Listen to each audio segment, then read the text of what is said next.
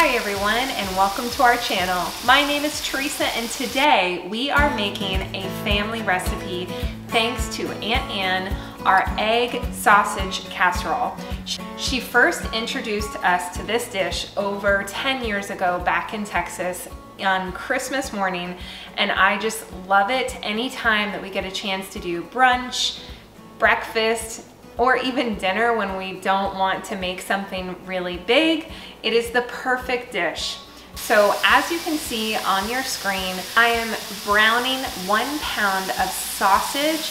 I chose today Jimmy Dean's because Johnsonville was out, but either one will do. I'm gonna be linking the recipe below. And as always, please be sure to check out our website, floureggsyeast.com. We choose mild. You can choose spicy, sweet, any of your favorite sausages you can supplement here, or plant-based options. You will want to brown it completely through. Cook that all the way. You're going to take it off the heat and put it aside and let it cool completely.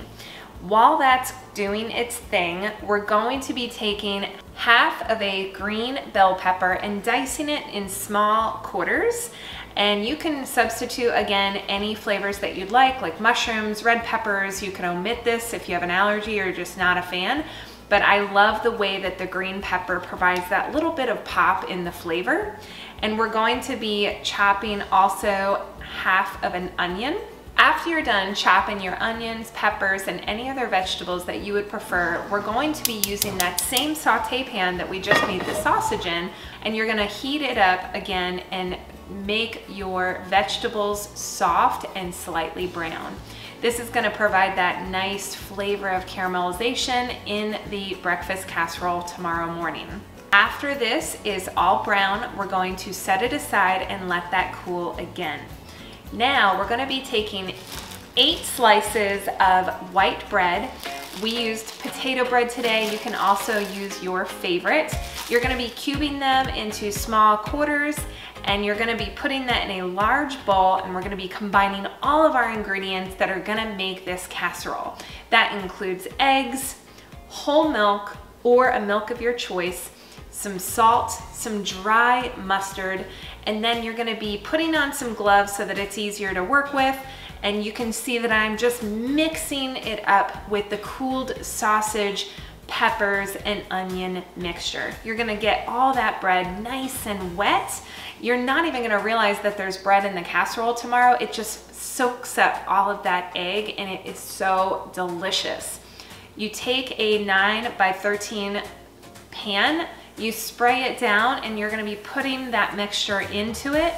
And you're not baking it right now. You want it to be able to rest. Put it in the fridge covered overnight with tin foil so it's ready to pop in the oven tomorrow morning or later in the day if you're doing a late Thanksgiving brunch. And we're gonna see you tomorrow morning. Now we have our oven preheated to 350 degrees. You're gonna see that I'm putting the casserole dish into the oven. We're gonna bake that for 45 minutes to an hour. You're gonna see that I'm gonna check it and see, is the consistency getting a little more dry on top? Once it gets to the point that I feel is, fully baked through, you don't see any wet egg mixture anymore, you're gonna remove the tin foil top. You could add a little bit more of shredded cheese on top at this moment, and you're gonna let it bake another 5 to 10 minutes. That makes the end product, which you can see here right on your screen. I'm doing a close-up, all that nice crusty edge. You can eat the middle of the casserole if that's not your thing, but I personally always love the side piece, and this is just delicious. So let's bring Cam in and see what he thinks. So that was it. You got to see how to make a sausage egg casserole, perfect for any brunch. I mean, we've been making this for how many years? Quite some time. And I gotta tell you, yeah, brunch, special occasions, friends, family, on your own, right? You don't have to share this with anybody, but it does make a lot. I think my favorite part of it, it's so dang easy to do, and you can really customize a lot of stuff. Add mushrooms, take out the onions, do whatever flavors that you like. We can't guarantee that recipe, but we can certainly guarantee this one.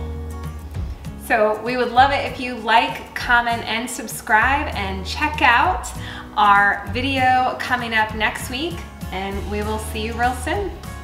We're gonna go finish this casserole. See you later.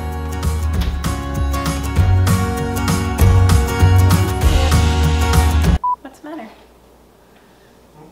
Were you just watching me? You can make spicy peppers. Yes. You can make it Texas style with jalapenos. Ooh, yeah. Texas style, jalapeno style, Cam said.